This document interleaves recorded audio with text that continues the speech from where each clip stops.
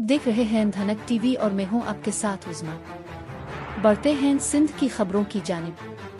शहदादपुर से हमारे नुमाइंदे अमीरुद्दीन अमीर की रिपोर्ट के मुताबिक शहदादपुर, गिरा फरोशों का राज या इंतजामिया की कार्रवाई।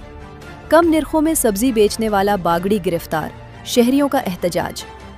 शहदादपुर में अशियाए खुर्दोनोश की कीमतें साल हा साल से आसमान से बातें कर रही हैं, जहां चेक एंड बैलेंस ना होने के बायस महंगाई के सताए शहरी रोज़मर्रा की अशिया गिरा कीमतों पर खरीदने पर मजबूर हैं।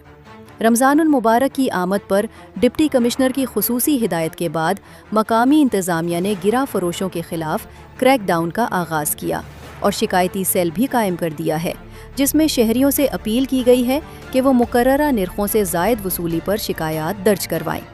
ताहम इस मुहिम के दौरान एक मुतनाज़े वाक़या भी सामने आया है। ज़राई के मुताबिक शहर में अर्ज़ा निर्खों पर सब्ज़ी और फ्रूट फ़रोख्त करने वाले एक गैर मुस्लिम बागरी बरादरी के शख्स को पुलिस ने हिरासत में ले लिया।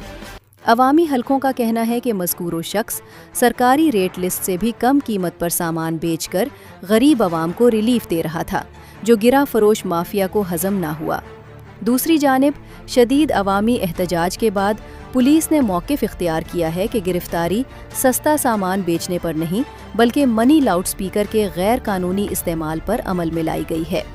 शहरियों ने इस वजाहत को मुस्तरद करते हुए मुतालबा किया है कि वाक़े की शफ़ाफ़ तहकीकात की जाए और कम कीमत अशिया बेचने वालों को हरासा करने के बजाय उनकी हौसला अफजाई की जाए।